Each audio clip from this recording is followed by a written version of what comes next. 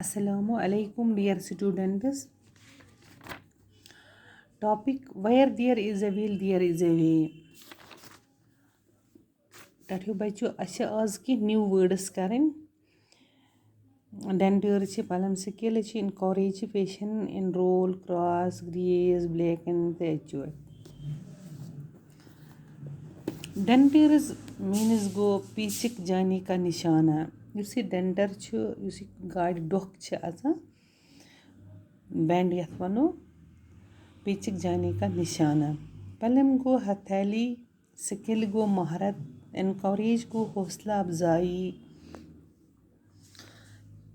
पेशन गो काम, एनरोल गो इंदराज, क्रॉस गो काम, ग्रीज गो चिकनाई, ब्लैकन गो सया करना और रिज गो महमार.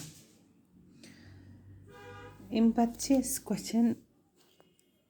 When did Rafi leave his school? This is Rafi through school the classes. Rafi left his school when he was standing in 4th standard. Dapa Rafi imsatan ims panun father guzriya igo majboor pat घर के हालातों में सबक त्रान खदर तम साथ उसी 4th classes paran. What did Rafi do after he left his school? Tim kya kur pat tim pat in school through. He joined a car denter shop. Tim pat go ye ekis car denter shop spectin.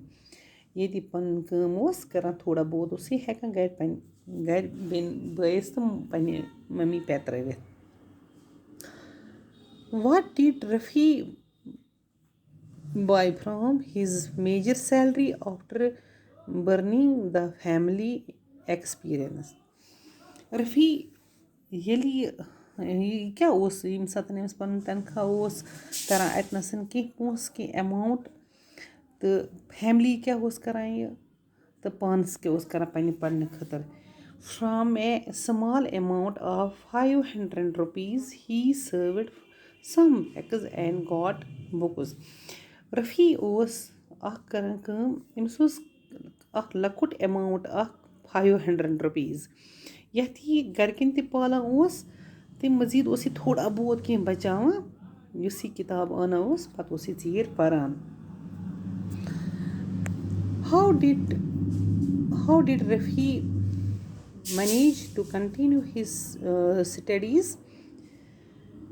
By giving tuition to children. Dapa Rafi hase os kara kam ye kya os pat matlab ye kit kan os burkun pakan. Dapa yase os karan kam emis os na juta bachane kihi ye os karan kam tim pat os tuition para em satni university go emis es variyah pons lagan ye os pat tuition parnawan bachan eti os si kara manage tamay pons os lagan pat pani padai kaz emis os na padne khatar कहीं